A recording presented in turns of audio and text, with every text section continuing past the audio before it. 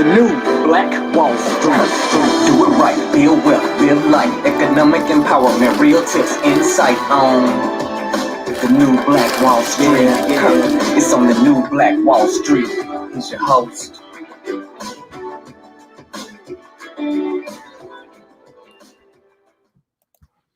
All right, Grand Rising to you beautiful people, man. Thanks so much for joining us here today on the new Black Wall Street. And we present you guys the Money and Power Show, which is all geared towards understanding and learning more about money, the economy, economics, and then also power politics as well, which are two subjects that we've been conditioned, trained, learned not to talk about. Well, here on this show, we're going to talk about it. That's right. We're going to talk about it, and we're going to be about it as well. Man, I'm your host, ERGJ, your certified financial educator, CEO of ERGJ Enterprises, ERGJ Black Bazaar, and international best-selling author of the book, The Black Billionaires Club. The book that I wrote, guys, is a study of Black wealth. It's a study of the 12 richest Black people in the world today and how they built their wealth. And I just truly believe that if you want to be wealthy, that's a big if, by the way. But if you do, I recommend that you study wealthy people.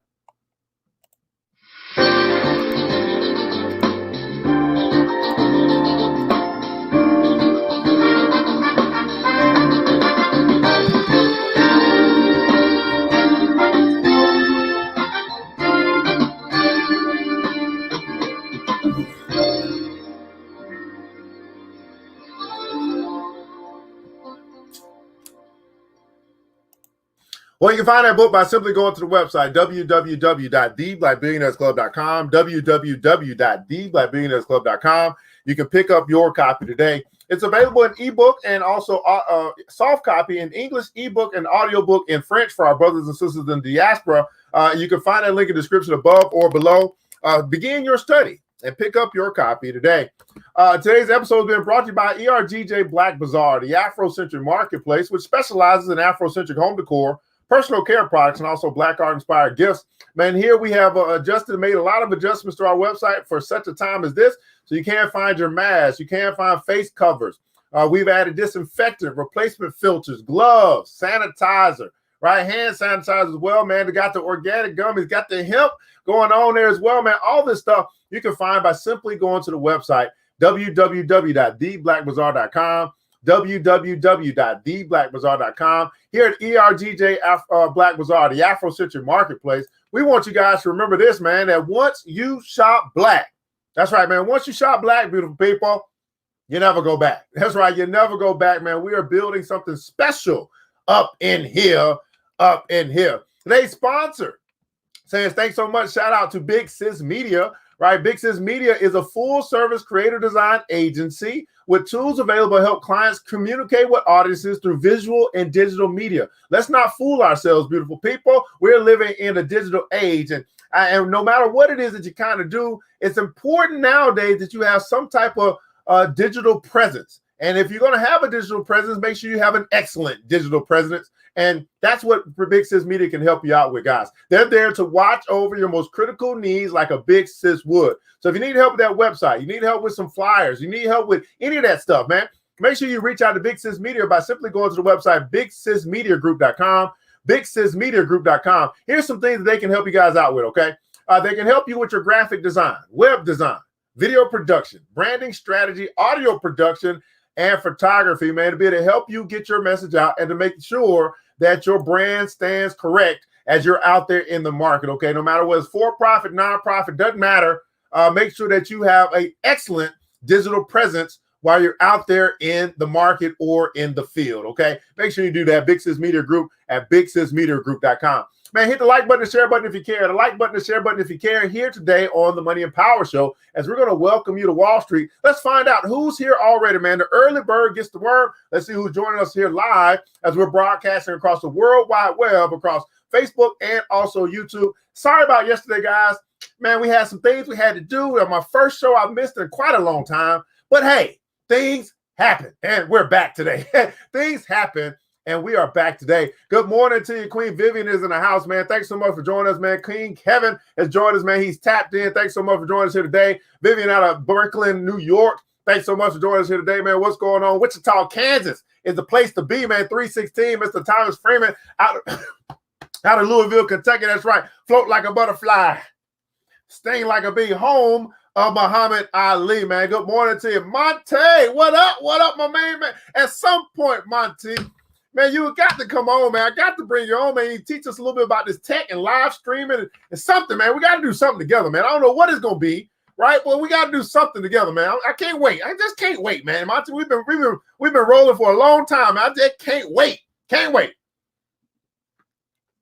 Now, I got to get this thing set up, man. Who else is here, man? Go ahead and let us know that you're here. Hit the like button and share button if you care. Also, let us know where you're connecting from, what city, what state, what city, what state. Kings Mountain. Where is that? That's out in North Carolina, I believe. Queen Glenda is joining us here today on the New Black Wall Street Book Club. Now, our Money and Power Show. Now, I've got to get something set up here, guys, because I did not set this up. I'm so sorry. I forgot. Well, I didn't forget. Well, I did kind of forget. I was just so busy. I was so busy.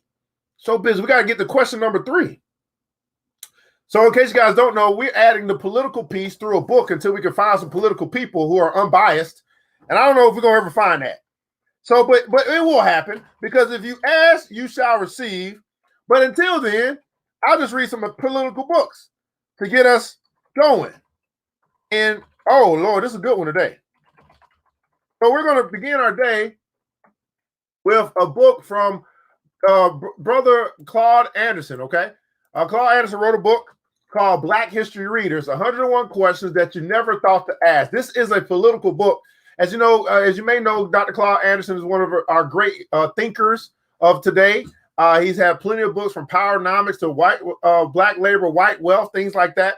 And he's written this book to give us some history and political history. And so it falls right in line with our show, the Money and Power Show, which is economics and politics. I'm just not the political guy. I got to find some political people who can talk to us about stuff that we don't know as it relates to politics. But his question today, question number 3.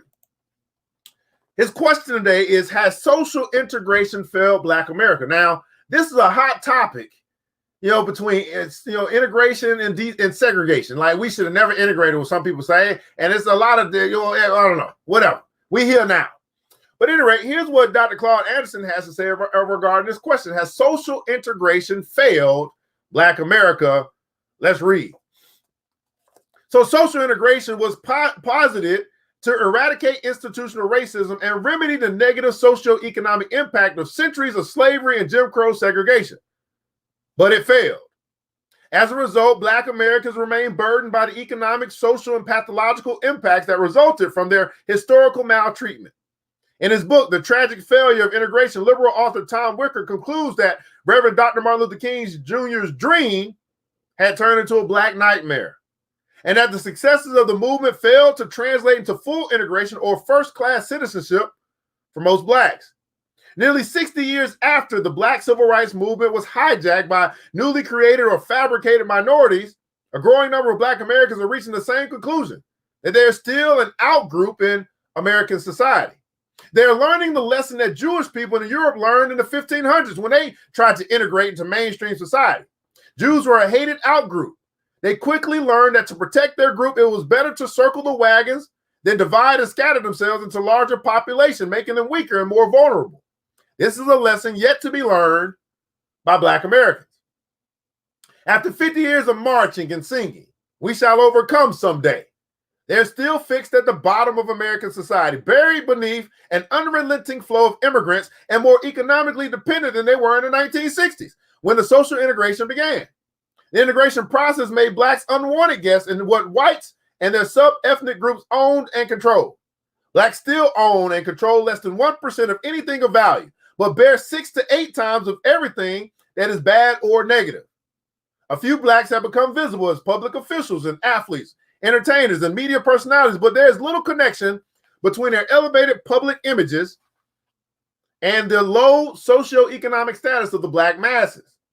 Younger Blacks are just beginning to grasp the weight of the losses of Black communities in schools, businesses, culture, history, leaders, sports teams, music, and exceptionality in mainstream society. They have never had the positive experiences of living in a Black community. It is increasingly difficult for Blacks to become a functional part of American society without physical communities or broad sense of community. The years between 1960 and 2014 could have produced a more self-sufficient Black race if the civil rights movement had worked to address and correct the maldistribution of wealth, income, and resources that occurred because of the 500 years of the slavery and Jim Crow semi-slavery.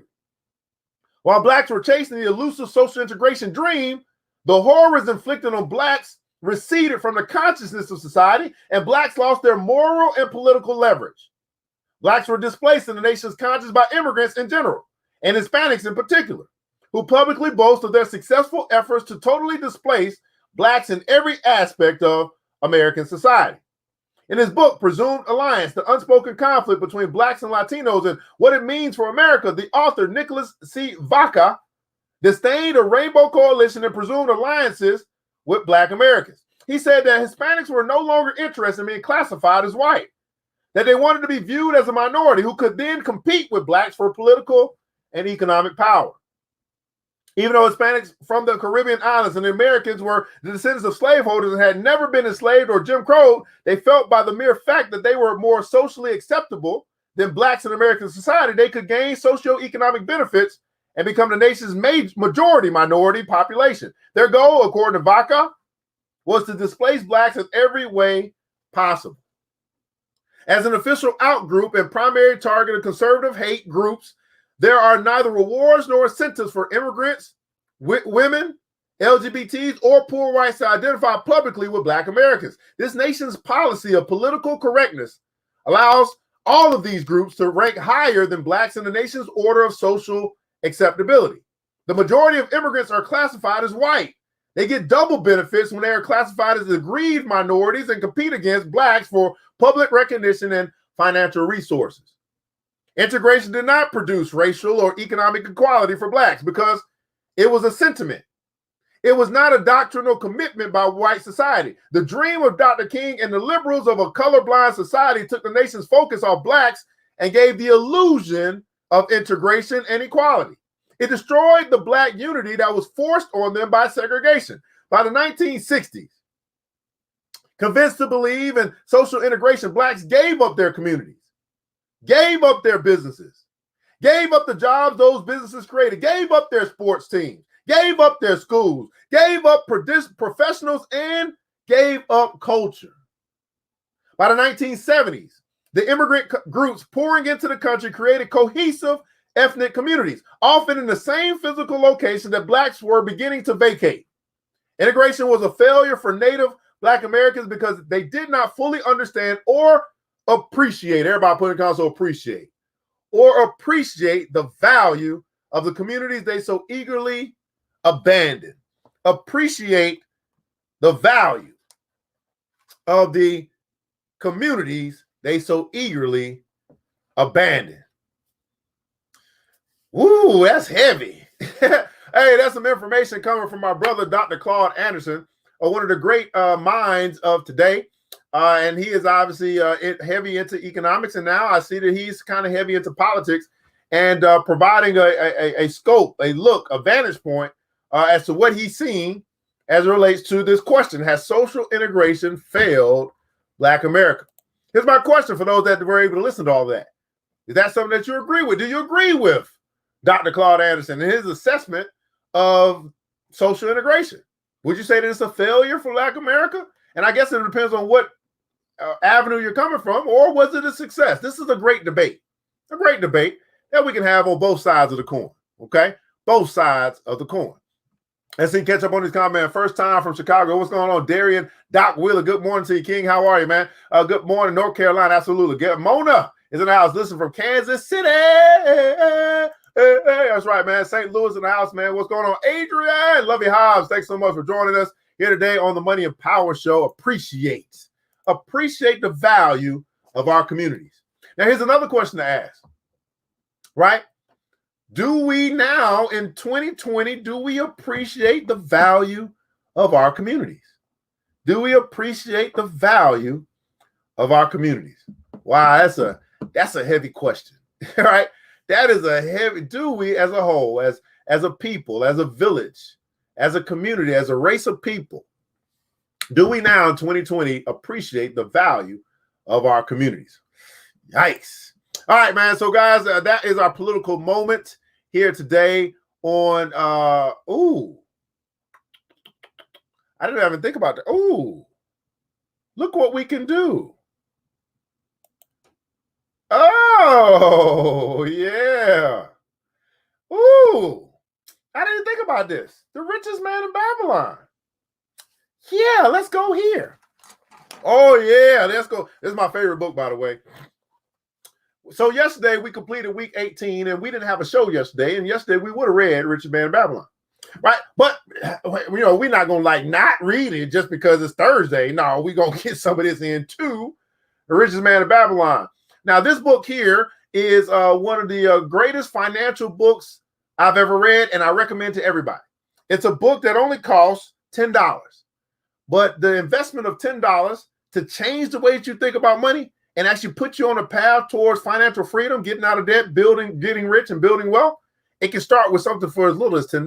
Now, I used to carry this book, and I got to get some more, but I normally got to order so many at a time in order to get it for a good price. But Richest Man in Babylon. Now, last we left off with the Richest Man in Babylon, the rich man was named Arkad, and he was talking about what he did, what he went through in order to be rich. And we're going to get into a space where he actually finds a mentor. He finds a mentor, right? He finds a mentor. Now think about this for a second. As I said, he's studying a wealthy person. How many guys got some? How many guys right now you can say there's some wealthy person, some rich mentor that you have in your life that you're willing to follow, because they could be around, but you might not be willing to listen to them. They could be jerks or whatever the case may be or whatever. But how many guys have actually found you a money mentor? This is what he's going to talk about here today, how valuable that is when you come across someone who has means and who is willing to teach you what they know. This is called mentorship, guidance, wise counsel. Richest Man in Babylon. Okay. So he went through a time, he's talking about, well, here's what I did. Here's what I decided. I decided to get rich. Everybody put in console decide. He decided to get rich.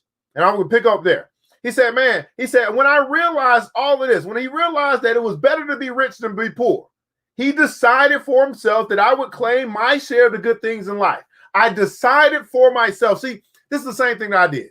I decided for myself. I didn't care about what everybody else was going to do or what everybody else was doing. I decided for myself to get rich. So much so that I decided, right, that I was going to use my phone, and I'm going to do this thing called Cash App Investing, and I decided that my goal was $10,000 by the end of the year to have in that account. I decided that. Nobody else helped me to decide that. We're currently about $2,900. We only been in it for about a month. I'm well on my way. I decided that. How many guys have decided to get rich? It starts there. The desire is the starting point of all achievement. Desire. And the reality is, in our community, most people don't desire to be rich. They may want to be rich. They may have an inkling of it. It's like, oh, it'll be nice. Oh, if it happens, right? But there's no desire, right? There's no desire. Put this in the comments. Desire is the starting point of all achievement. You got to want it first. You got to want it first. You got to want it. I mean, you got to want it so bad that it becomes a fiber in your bone, in your body. You got to want it. You got to want to be rich. You got to want to be wealthy. You got to want to leave an inheritance to your children. You got to want to do it. You got to want to work for it. You got a desire. Desire is the starting point of all achievement. You see, there was a time in my life where I desired to drink the alcohol. It became a desire. I had to have it. There was a time in my life when I desired the marijuana. It was the desire. I had to have it every day. There was a time when I desired so much sex, I just had to have it. Had to have a little sucky, wookie every morning, every day. I had desire for it, and I got it. I just changed my desire. I desire to be filthy fucking rich. And I go after it. And Pinky say to me, man, what are we going to do today, Brain? You know what I tell Pinky? The same thing we do every day, Pinky. Try and take over the world. That's my desire. That's what I've decided for my life. What about you? What have you decided? He said, I decided to myself, to nobody else, not to mama and them, not to the children, not to the kids. It was something I decided for myself, that I claim to share my good things in life. I would not be one of those who stands afar off, enviously watching others enjoy. I would not be content to clothe myself in the cheapest raiment that looked respectable. I would not be satisfied with the lot of a poor man. I won't be satisfied with being broke. I ain't gonna be sad. No, not my life. On the contrary, I'll make myself a guest of this banquet of good things. Now, being, as you know, the son of a humble merchant, one of a large family with no hope of an inheritance, and not being endowed, as you have so frankly said, with superpowers or wisdom, I decided that if I was to achieve what I desired, time and study would be required. Everybody put in console, time and study. Time and study will be required. Now, this is the same for any subject in life. Anything that you really want to do and want to get good at, right? Time and study. You want to be a good baker? Time and study. You want to be a good maker? Time and study. You want to be a good teacher? Time and study. You want to be good when it comes to your health? Time and study. Anything. That's why you go to college for so long. Time and study. You just come out with about $125,000 worth of debt, but it's time and study that you done borrowed some money to have. Time and study. Time and study. So that begs the question, how are you using your time and what are you studying? How are you using your time and what are you studying? It may not even be what you're studying. Let's say this, who are you studying? It could be somebody that you study. You could be studying people. Who are you studying? What am I doing with my time? This whole 24 hours. If you spend, let me tell you something.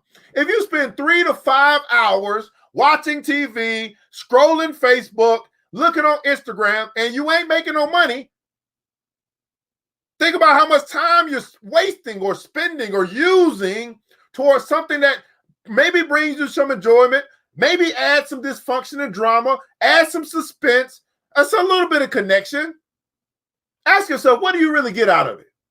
If you spend 3 to 5 hours watching TV, scrolling through Facebook, on YouTube, Instagram, what are you really getting out of it? 3 to 5 hours. Now, let's just say on the flip side, you got this 3 to 5 hours and you have a desire to start your own business, or you got a desire to get rich, or you got a desire to build wealth, and you use 3 to 5 hours a day doing that.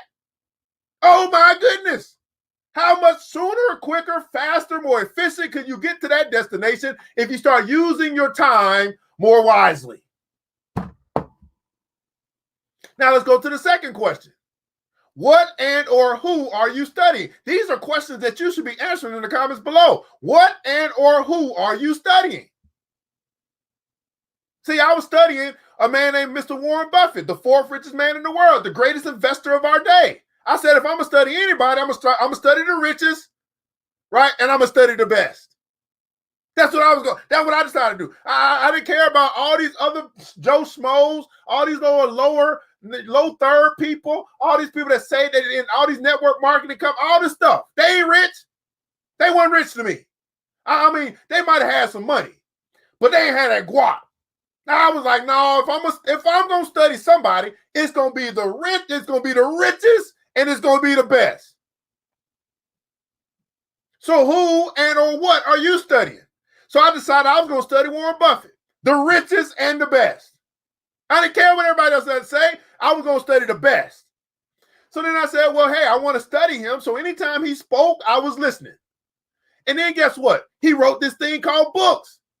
I said, well, shit, if I can't talk to him, I'll read his book, because I was studying his book. I was studying the richest, and I was studying the best, and I was studying his word. That's what I was doing. That's what I decided. So how are you using your time? And who and or what are you studying?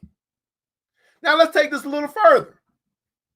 Because each and every one of you that are here today, or that might be watching the replay, you are in some particular industry. You represent some industry, whether it be teaching or education, whether it be healthcare, whether it be HR, whether it be telecommunications, whatever it is. You represent some industry because you are a part of the economy in some way, some fashion. You are. And as you think about the industry in which you represent, who's the richest? Who's the best? Huh? Who's the richest? Who's the best? Now, that's if you want to be rich. Oh, you don't want to be rich. So it may not be a rich thing to you. It may be, okay, who's the kindest? Okay, who has the biggest network? I don't know what you want to do. I know I want to be rich. I can't speak for it. I mean, we're reading The Richest Man in Babylon. But as it relates to your industry, who's the best in your industry? And are you studying the best?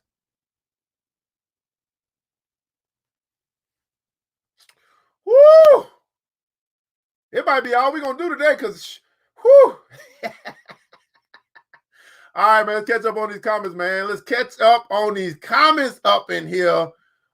Selena, thanks so much for joining us here today. All right, Decide. I could do a whole lesson. I'm telling you, this is my favorite book. I mean, it's got to be #1 book I've ever read. Right? Decide, right? Decide, Lovey Hobbs. Decide, right? Decisions, Vivian Reed, right? Desire is the starting point of all achievement, right? Desire is the starting point of all achievement. Desire is the starting point of all achievement. Right on. Appreciate you, man. Desire, right? Desire is the starting point of all achievement. Do you desire to be rich? Right? Hey, so my family and I are reading the book together. Amazing. The first 20 pages would fix the majority of America's financial issues. Look at that. I've been recommending this book for 10 years at least. And you know how many people go get it? Right? You know how many people go get it? You know how many people actually just say, this $10, let me go get the book. You know how many people go do it? About 5%. About 5% of the people who hear me say, hey, here's what the #1 book that I recommend. Here's the book, man. If you really want to change your life, your financial life, go get this book. You know how many people go get it? 5%. Now think about this. You know how many people, right, are able to actually stroke their own checks and control their own retirement out of America? About 5%. Go figure. Go figure. Right? Time and study, right? Absolutely. Right? Time and study. How are you using your time and what are you studying? Use your time wisely. I learned from Warren Buffett and Robert Kiyosaki, right? Napoleon Hill and Miles Monroe. Okay, fantastic. Now, Lisa Nichols and Cindy Trim. Now, this is interesting, right? So let's talk about these people, right? So Napoleon Hill, author, Miles Monroe, preacher, pretty successful, good with helping you with mindset. Okay, great. Lisa Nichols, that's that woman. I don't know who Cindy Trim is. Who is Cindy Trim? Right?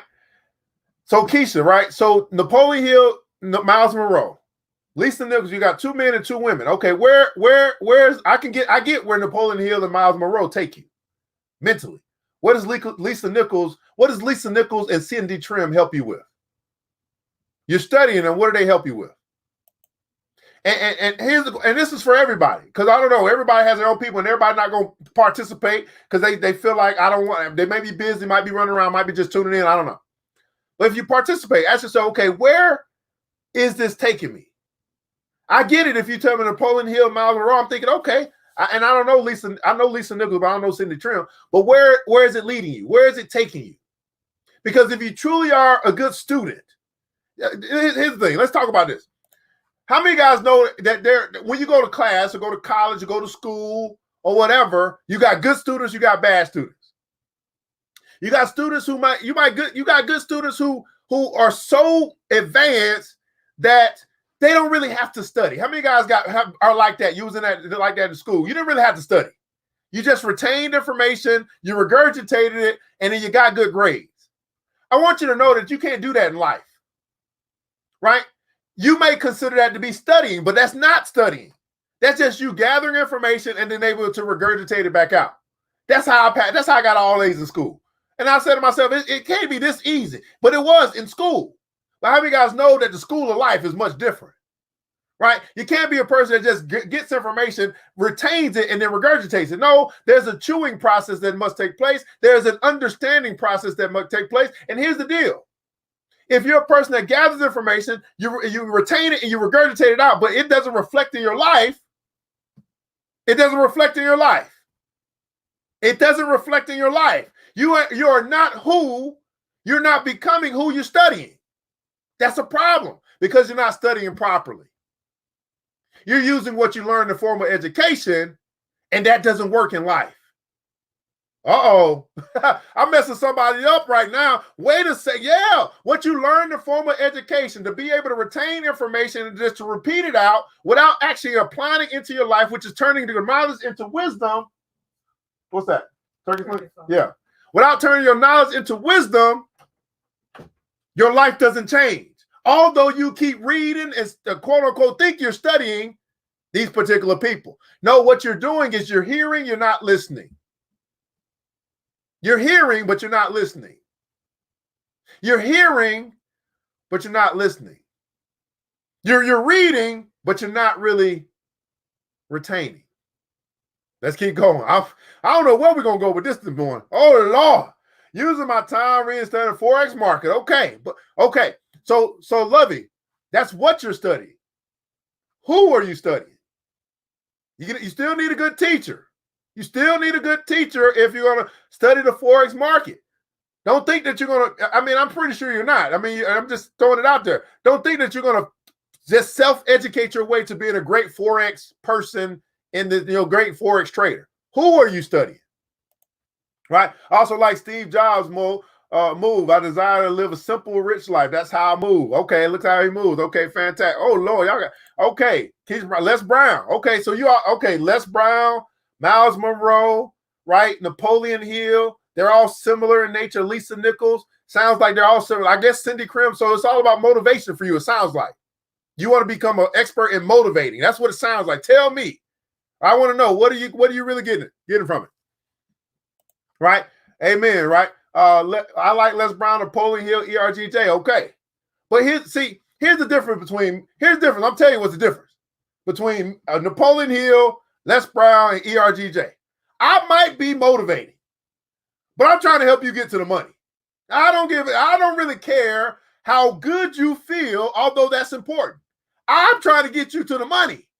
That's what I'm trying, because that's what I'm about. I'm about money motivation, not just, obviously it begins in the mind and all that stuff. Napoleon Hill, getting that, Les Brown, same thing. That's some of my heroes as it relates to motivating the spirit.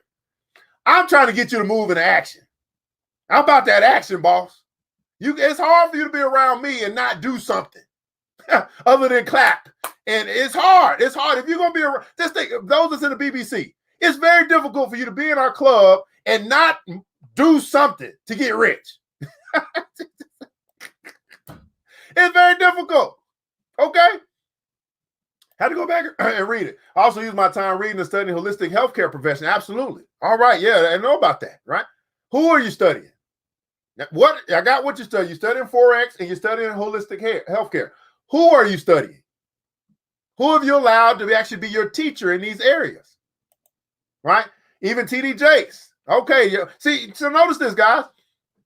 TD Jakes, Napoleon Hill, Miles Monroe, Les Brown, that's all motivation. Lisa Nichols, all motivation. Oprah Winfrey, all motivation. Motivation. And we need that. We need personal development. We need to get our minds right. But my goodness, you know what I found? I found that some of the most effective way to get your mind right is to do something. Is to get some action going. Too often we find ourselves in these places, the church, audio books, and we need motivation. I'm not saying we don't, but my goodness, when does it get you to actually do something?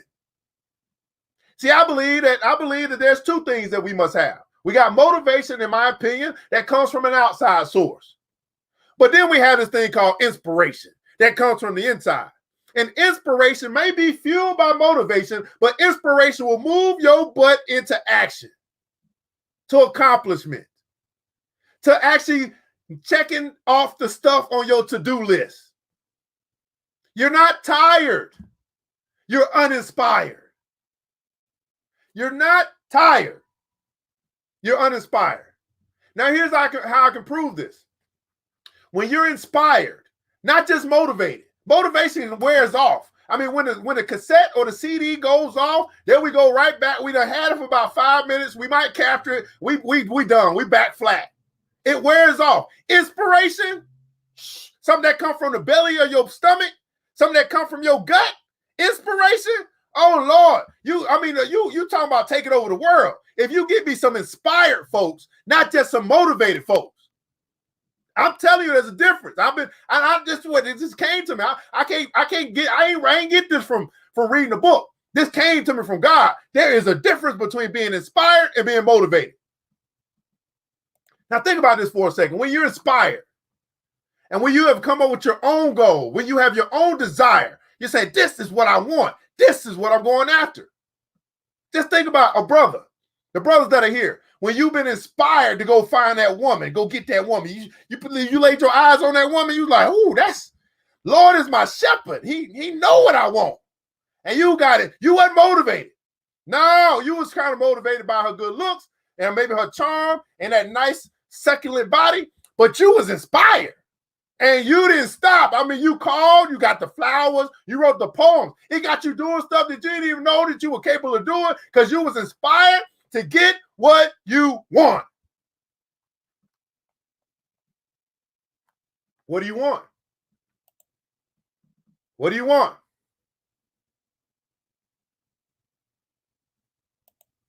Right?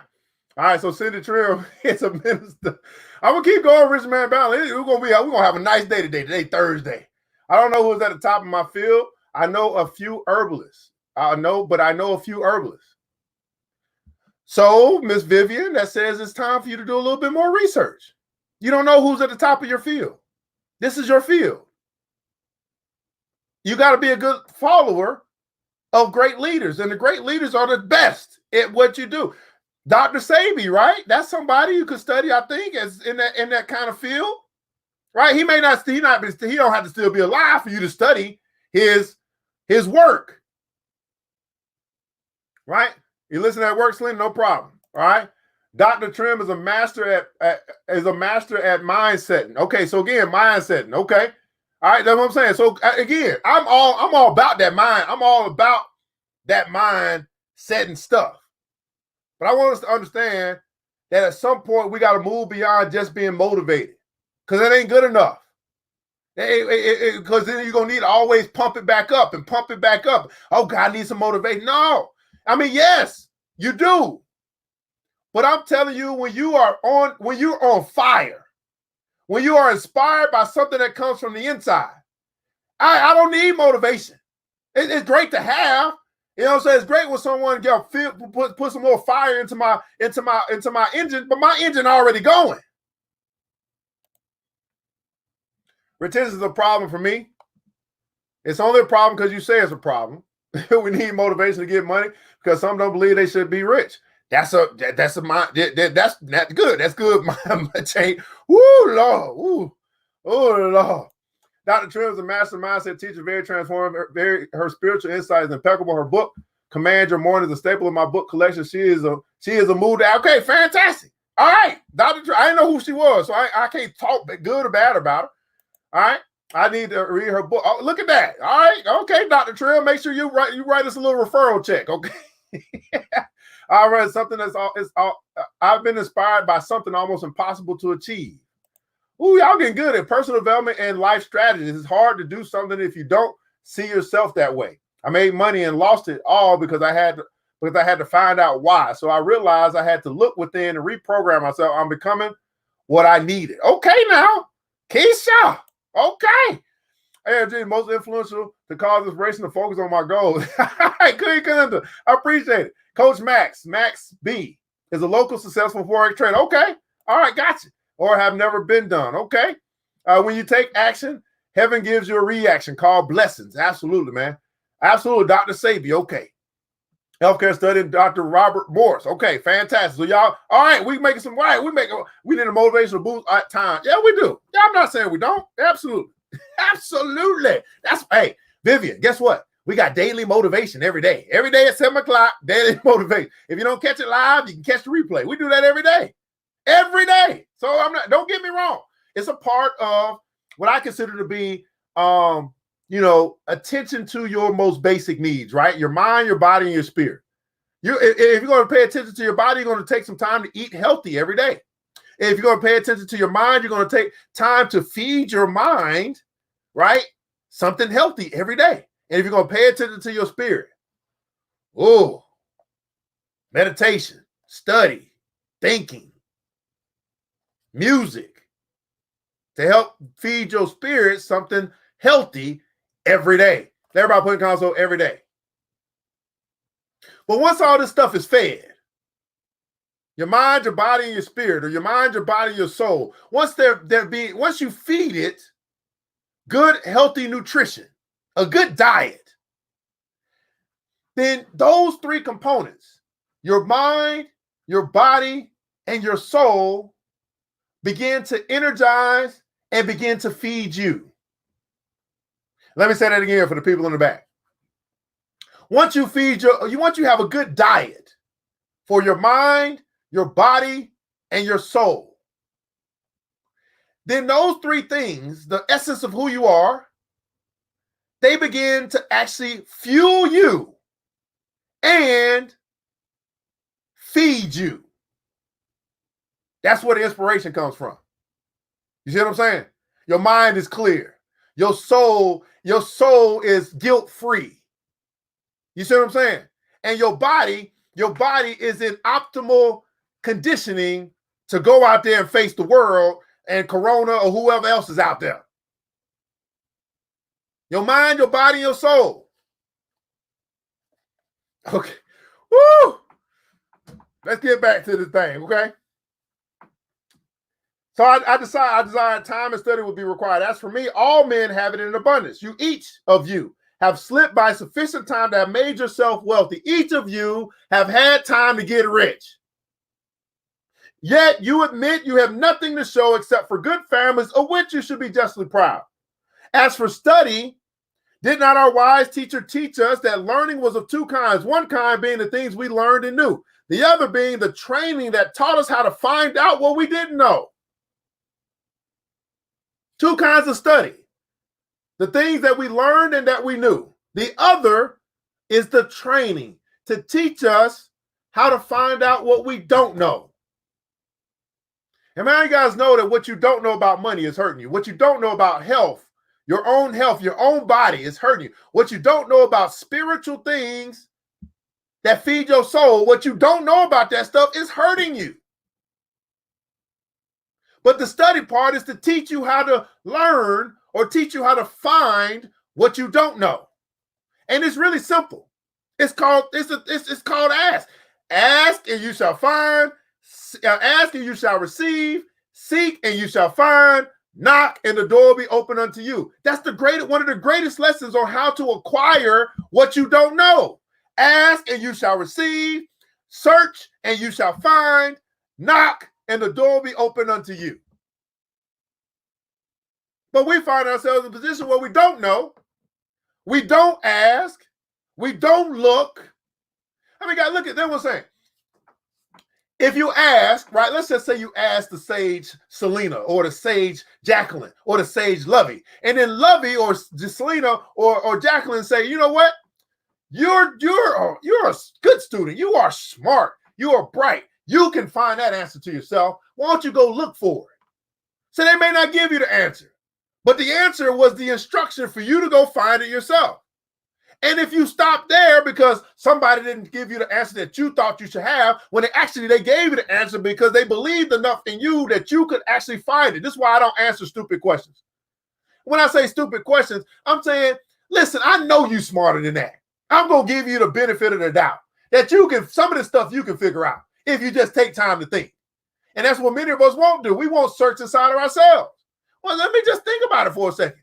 Have you ever had a question that comes up that you say, you know what? If I just turn the TV off and just think for a second, I can actually come up with an answer. But we don't do that.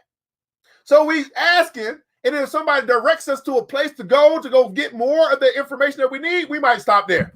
I don't know, man. I got to go through all that. Well, how bad do you want it? Everybody put in the console, how bad do I want it? Well, how bad do you want it? The sage told you where to go to get the answer, and you complaining because they didn't give you the answer. But you're not willing, you don't want it bad enough to go get what you asked for. We sick, boss. How bad do you want it? They told you where to go. All you gotta do is say, okay, that's what Mr. Miyagi told me to do. Okay, I guess I'm gonna go do that. Or they might say, hey, go see this person. And then fear sets in because we don't know this person and we're scared to knock on their door.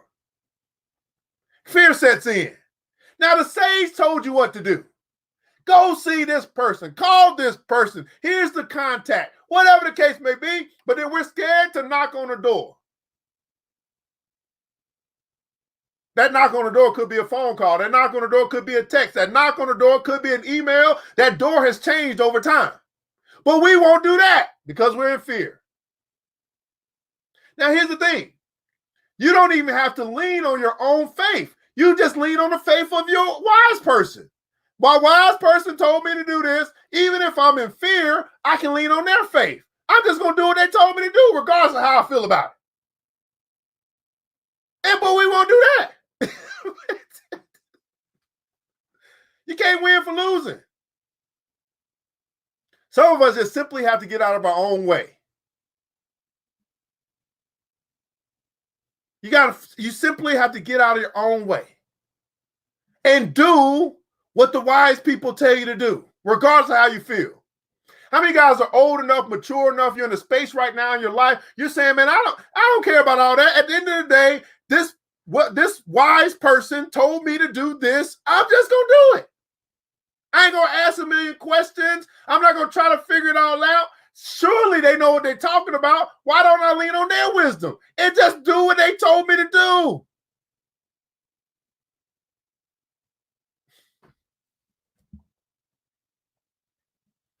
Let's keep going. Woo! Who knew? All right, let's see, man. All right, let's see what you guys talking about here, man. Holistic, okay, we need a motivational moving time. Yes, I'm there with you. Okay, every day,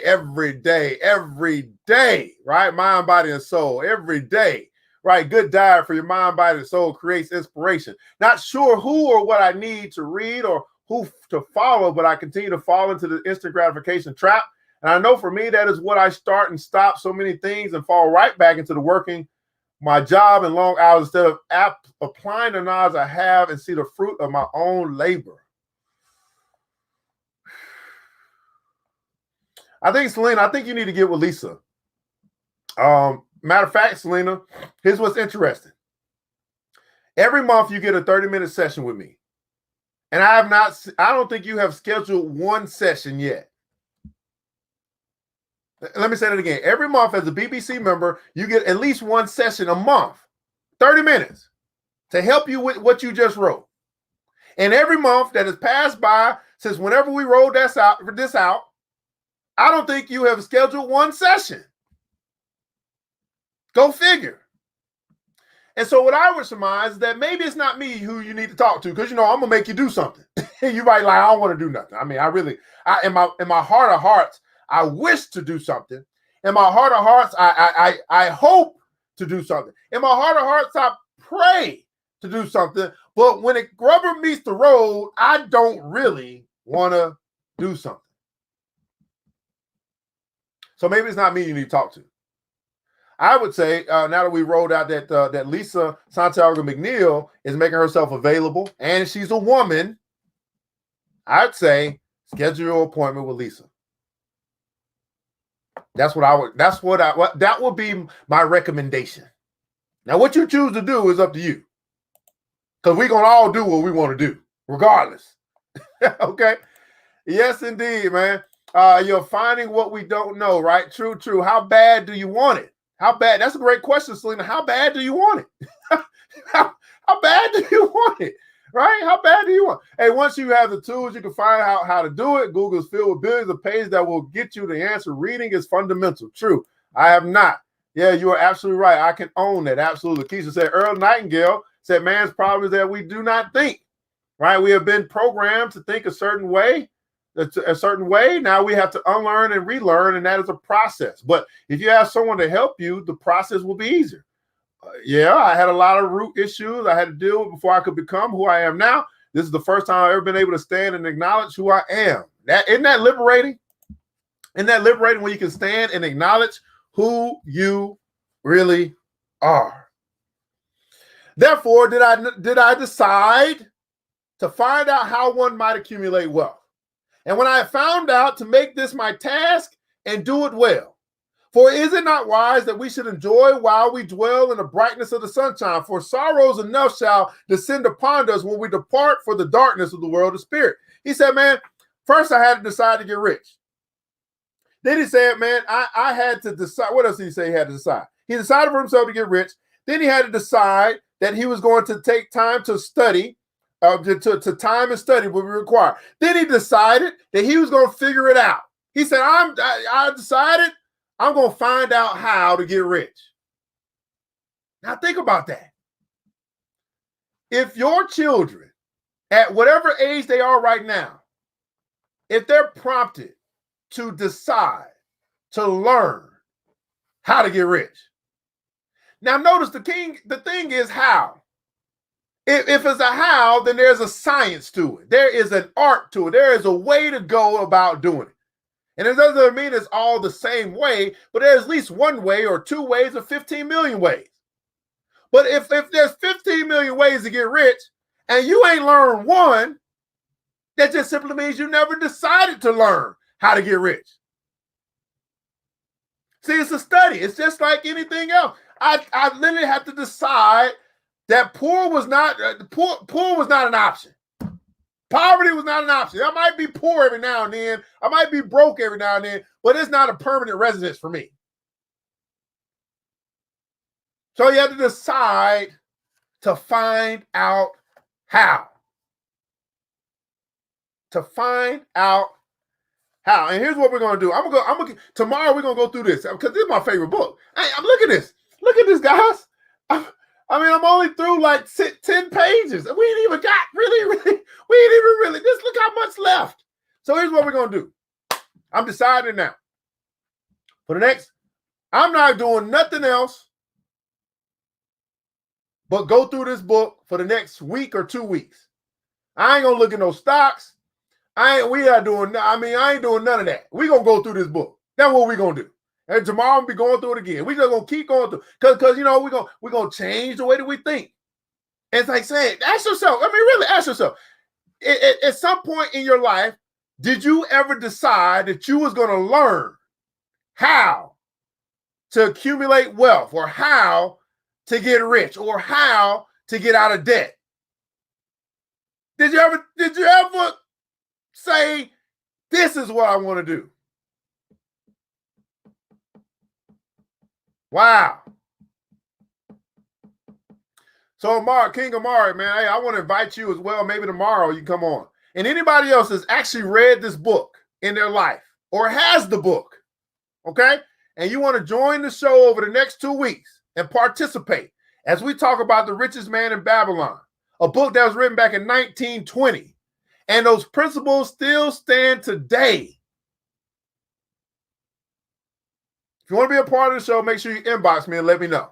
I'll bring you on. We'll have a nice conversation because I may get something a little different from some of these words, just like when you read the Bible. You get something, and then somebody else gets something, and then somebody else gets something. We're going to have a rich man study. We're going to have a Babylon study right here on the Money and Power Show, and I'm not leaving this book till we finish it. Every day for the next however long. I'm thinking we'll probably get through beginning of May, starting tomorrow, probably through May 15th. Okay? And just have a nice money talk. Everybody put in comments on money talk. So we're gonna Money Power Show, Money Talks through The Richest Man in Babylon. We're going to learn some principles about money from one of the greatest financial books I have ever read. If you don't have the book, make a decision to go get it. I ain't selling it. You can go find it. It's easy to find. Okay? Woo! Fear of failure is where fear of failure and fear of where to start, how to do it. I guess this is seeking the answer myself and not rely on others too much. Ooh. Got the book too. Me too. All right. Money talks. All right. In the comments below, I'd like for you to share something that you learned today. We did a lot of philosophy, a lot of maybe some money motivation today. You know? And this is important. It's important. It's because it's the foundation of your belief. It's the foundation of your faith. It's the foundation of desire. It's the foundation of your every fabric. It's what's in your mind. And whatever that is, here's the beautiful, wonderful part about life. If whatever is in your mind is thinking, it's thinking, it's okay. Because you got the ability to change your mind. That's what makes you a human being. That's what gives you power and dominion over all the earth, is that you and I have the ability to change our mind. And I think that's the part, because many of us have been pigeonholed into this belief that I can't change my mind. That once I say yes, it's always yes. No, I learned something new. Now I'm saying no. I used to say yes to the credit card. Now I say no to it. I used to say yes to all the student loan debts. Now I say no to it. I changed my mind. I simply said, I'm not going to live a debt-filled life. I'm going to live a debt-free life. I simply decided to change my everlasting mind. And you have the same ability too. Now here's the deal. Now I'm not forgetting manifestation. No, that's in the evening. I'm talking about the Money and Power Show in the morning. Here's the deal. How do you change your mind? How do you change your mind? You change your mind by what you put into your mind. You start reading great quality books.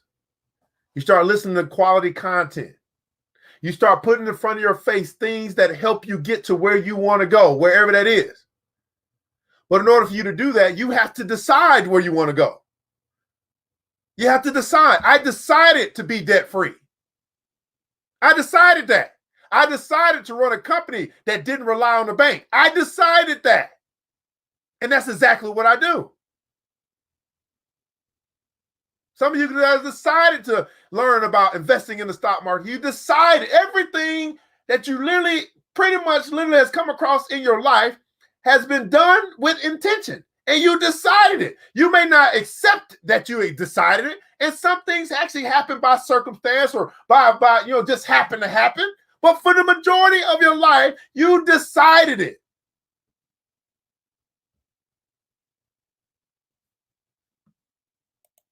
Change minds to change life. Warren Buffett says, man, price is what you pay, value is what you get. What value did you get out of being here today? What value did you get? I'm simply asking you to answer this question. Was it worth your time and why? We got a new plan. The Richest Man in Babylon until we finish. We got a new plan to allow you to be a part of this show if you so wish to do so. You got a lot to say in the comments. That's great. I know it's early in the morning and y'all women, y'all might not be ready. If y'all ready, come on. Let's get it. For the next 2 weeks, it's an open invitation to anybody that wants to be a part of the show and have conversations about the Richest Man in Babylon as we study together. As we study together. Simply inbox me. ERGJ Enterprise. Say, hey, I want to be a part of the show, man. I can come on Monday. Can I come on Monday? No, Tuesday works for me. Thursday works for me. It don't matter. Okay? Then we say, man, when you want it bad enough, you will do what you have to do, and it starts with changing your mind. Right? Concentrate and focus on getting a mentor, studying that area to become an expert and implement it. Decide to be rich. Anybody else? Vivian, what am I supposed to do on Mindset Monday? We're supposed to do something on Monday, right? What are we doing on Manifestation Monday? That's in the evening. What did I say we was going to do? That was last. Oh, Lord, I forgot. Maybe she inbox me, Vivian. I forgot already. Oh, we're supposed to be talking about, what are we supposed to talk about? What you know. Okay, what you know. I got to write that down. What you know. Anybody else? All right, beautiful people, man. Richest Man of Babylon, my favorite book that changed the way that I think about money, the book that helped save me. I mean, the Bible is a great financial book as well, but this is simple. This was just simple. It saved me. It saved my finances. It saved my family. It saved my fortune. It saved my empire. A book saved me from broke, busted, and disgusted. This is the New Black Wall Street book. No, it's the Money and Power Show by the New Black Wall Street, Richest Man of Babylon. And I'm your host, ERGJ. I want you guys to remember this, that it takes a village. It starts with us. Let's build as we climb together. We all we got, beautiful people. Matter of fact, we all we need. You're going to find out over the next 2 weeks if you choose to participate. You're going to find out we're all we need. Thank God. That's more than enough. It's time to get up, get out, and go get something. Until next time, you know what time it is. Mr. DJ, hit the music. The New Black Wall Street. Thanks you for joining the show. We gave a lot of great tips, but it's time to go. Take the knowledge we shared, hope you use it and grow. We will see you all there at the next episode of The New Black Wall Street.